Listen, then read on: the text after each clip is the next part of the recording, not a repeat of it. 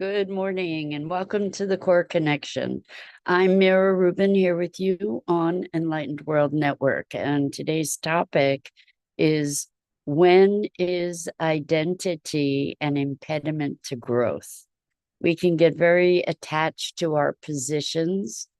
And as we campaign, so to speak, for our positions, they get to define us in a certain way. And what happens when we're trying to evolve beyond the limits of that position? So in that respect, identity can when we interact with identity as a fixed commodity, it can serve to actually limit us and limit our expression and our potentials. So that's what we're going to be talking about today. But before we get started, let's take a minute or two to get present. Let's take a deep breath in through your nose and hold it. And imagine clean, crisp oxygen flooding your lungs, flowing into your bloodstream, nourishing all your cells, all your organs, bringing vital life energy to your body and being.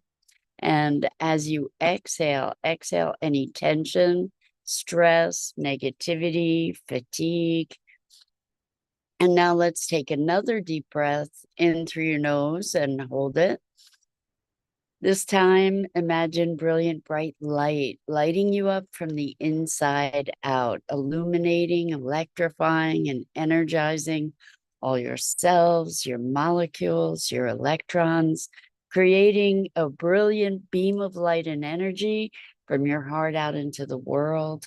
And as you exhale, exhale any remaining tension, stress, negativity, fatigue.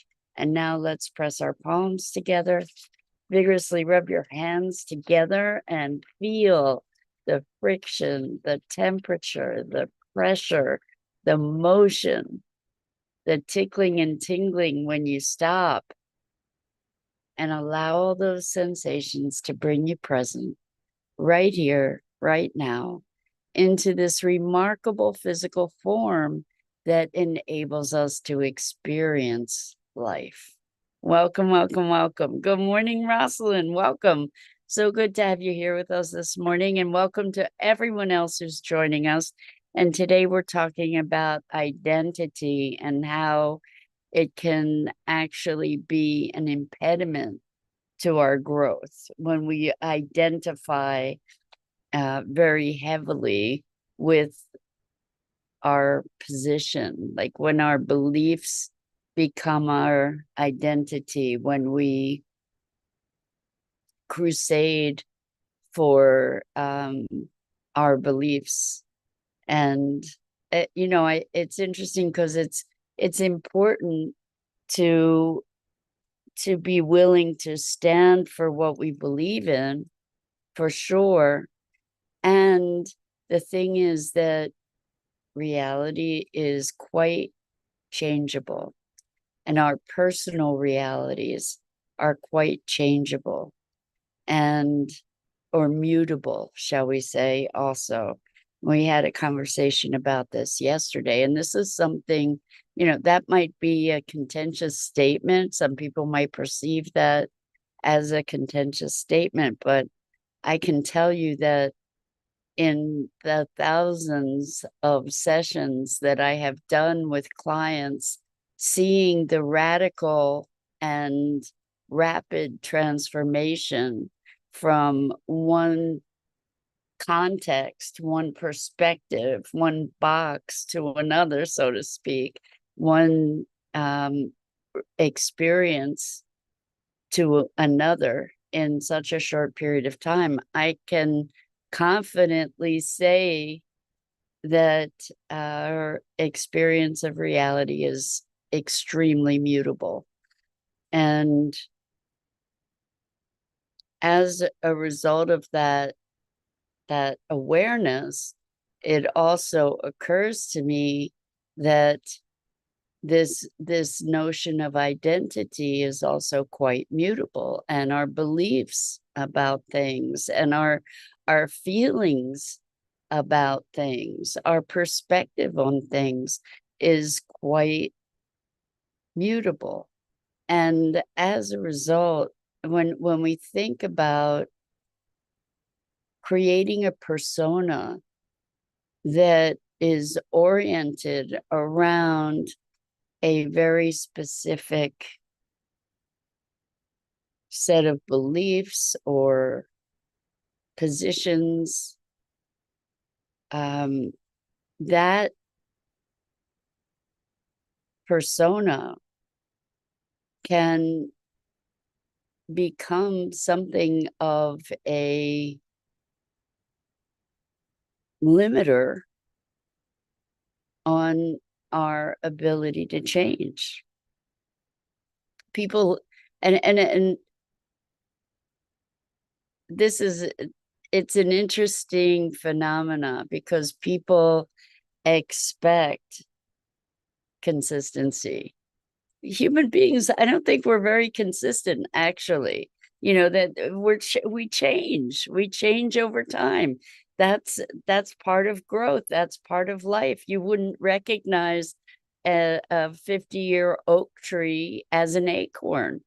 You know, it's like, how do these two things relate? They look completely different, and so we too change throughout our lives, and we change our positions on things. We change our experiences of things for the most part, right? If we're engaged in life, hopefully we're evolving, right?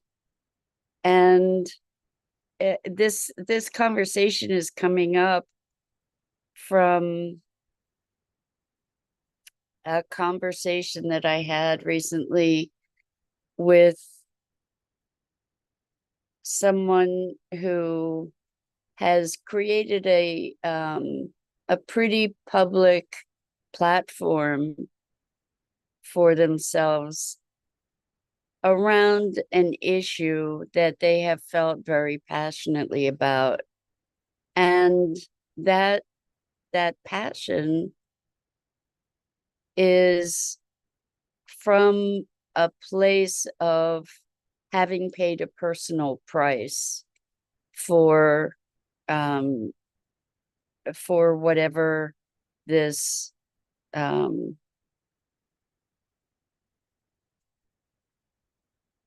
platform evolved from. I'm being deliberately obtuse here. Anyway, what's interesting is in our conversation, I got to ask the question, if you have you become so identified with that platform that if your feelings about it shift, if you heal from this, is this going to be an impediment for you? Is the identity that you have developed going to be an impediment to your healing? In other words, are you attached? Are you so attached to that platform that platform is going to hold you in a fixed position rather than you holding it? Is it going to hold you? And I think that this is something that we are confronted with in life in so many ways, where we hold a belief and a perspective, and then what happens is it ends up holding us. It's not unlike the survival strategies that we cultivate for instance, as children, in perhaps in a threatened environment. A child learns a certain behavior or a certain survival strategy, which may be to be quiet, or it may be to be funny, or it may be to be self-deprecating, or any number of other things. And then that survival strategy is something that they carry through life, and it then in different contexts as an adult, what worked as a child becomes an impediment as an adult. And what happens is that initially we adopted that behavior to preserve our well-being, and ultimately it is holding us and it is impeding our well-being rather than supporting it. And this is, I think, very much the case with identity. So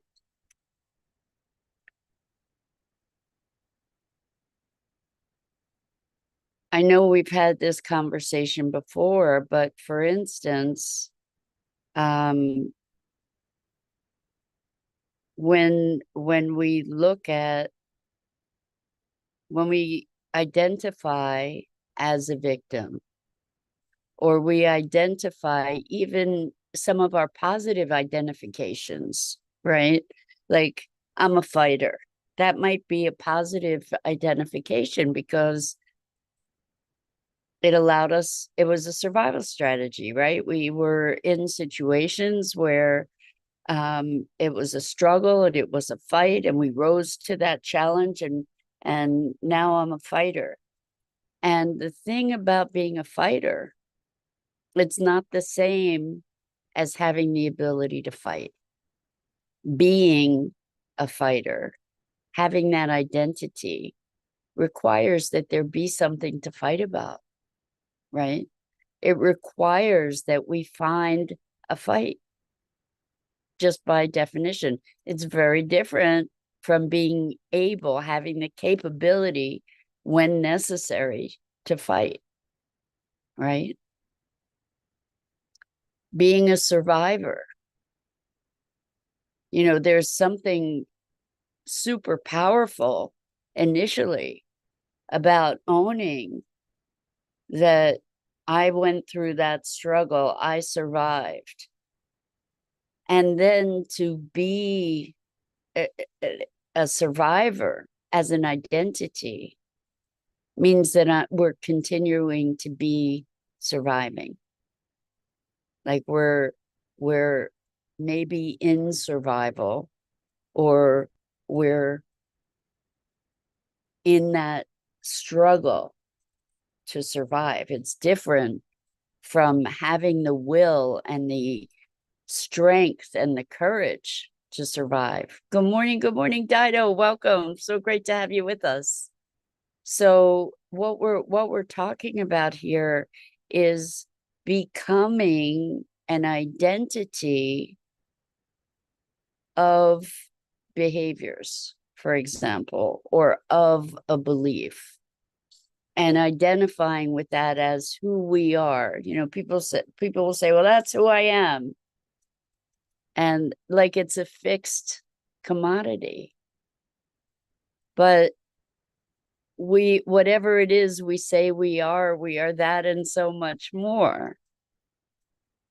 And by recognizing that distinction between a behavior and our beingness, our identity, is really, really powerful and can be profoundly freeing, because I don't have to be a fighter. I can know how to fight. I can bring it if I need to, and I don't have to be a fighter. And that way, I don't have to be looking for a fight all the time. So I'm not saying this as just like Joe on the street. I was a fighter. I was a fighter. I was angry. Like, who I was angry. Like, that was my first response to pretty much anything, was anger, because That was a good offense is is the best defense. So being that, I would have to find all kinds of things to be angry about all the time. And that's consuming. Anger is consuming. And really it hurts us more than it hurts anybody or anything that we're angry at, right? So does it mean I can muster anger if I need to? Oh yeah, I can if I need to. But it's not my knee-jerk reaction anymore. It doesn't have me, I have it. So the same is true with our beliefs. We tend to think like the beliefs are like this power, this truth. You know, we interact with our beliefs like we know this is a fact, this is the truth. And while it may be our current truth with a lowercase t, it's not the ultimate truth, immutable forever and always with a capital T. And I'm saying that because if we can hold life, hold our beliefs, hold our identity or identities with open hand, then they become a tool for us. When otherwise, when we be them, they become a box in which we are confined and they limit us. And they can end up being very oppressive. So I guess we're talking about dogma, right? When we have this emphatic commitment to this is how it is, and being right and being righteous in that rightness. And when we have that level of righteousness, what happens if something changes? What happens if we no longer feel that way? What happens if we no longer are living from a place of being wronged or being victimized? Actually, I've talked about this before with the distinction between being a victim and having been victimized. Okay. So having had an experience where one was victimized does not mean that we must then become victims. It does not mean that we need to adopt a state of being that is victim. It doesn't mean that the behavior that the perpetration or you know that we experienced was right. It doesn't diminish the wrongness of that happening, that event. It just allows us a freedom to be something more than a reaction to our experience. When we talk about sovereignty, and we talk about it a lot, what we're talking about is the freedom to choose and create our being state. And we often don't even know that we have that choice. But I'm here to say, yeah, guess what? We've got a choice about how we be. That's the one thing that can't be taken away from us. It's the one expression of our greater will that resides within us, that we can hold as untouchable, where we get to cultivate our way of being.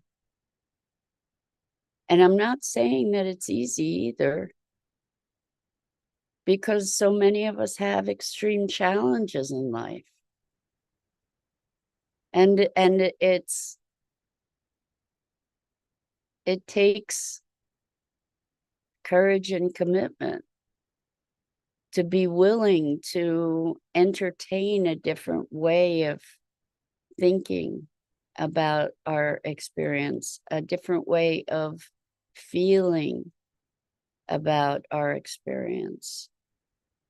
I was hearing an interview on NPR, I think it was yesterday, the day before, and they were talking about people who were unjustly imprisoned, people who were wrongly condemned, even condemned to death. And there was one person who, after decades in prison, was finally exonerated and freed. And this person had known, of course, that this case against them was manufactured, that the motivations of the people behind it were not pure, that there was money involved, and it ended up with them being in jail for decades. And this person who had been in jail, imprisoned unjustly, had cultivated some compassion and understanding for the motivation of the person that ended up putting them there. And they did this as much for them, more for themselves than for the other person, because they chose not to be consumed by the anger and the rage and the injustice. It was an unjust situation all the way around, indisputably. And that person who was unjustifiably jailed could have felt, it could have been being a victim, and they chose not to. They chose not to, for their own welfare, for their own well-being. They chose not to identify with that injustice. They chose an identity that provided them with freedom, even though they were incarcerated. And so that choice took commitment and courage, because certainly they had every reason to have a story of victimization, right? So if we can learn to hold our identity with open hand, our beliefs with open hand, our interpretations, to know that we are mutable, that our perspectives are mutable, then we can allow for that mutability, and we can allow for the growth and transformation that comes from that, without creating some kind of cognitive dissonance that just makes us crazy. You know, I can allow myself not to be angry. I can allow myself not to be a fighter. And like I said, can I muster anger if it's called for? Can I fight if it's called for? Yes. But it's not holding me. And what I hope we want is for ourselves to have a path to move toward freedom in our lives. And that means, in so many cases, letting go of who we've believed ourselves to be, letting go of all these identities that have been cast upon us that we've sort of caught and fielded and run down the field with of our lives. So I guess instead of this grasping, holding kind of thing that we have about our beliefs and our ideas and our positions, if we can just sort of hold with open hand, there's much greater possibility and potential for our truest evolution and expression. And with that, that's it for today. So I'm Mira Rubin. This is the Core Connection. And I go live here each weekday morning at 9 a.m. Eastern on the Enlightened World Network Facebook page and YouTube channel. And I invite you to please like, follow, and share Enlightened World Network and me. The links are in the description. And as always, it's such a deep pleasure and privilege to be able to be with you and share these musings on what it is to be human. So until next time.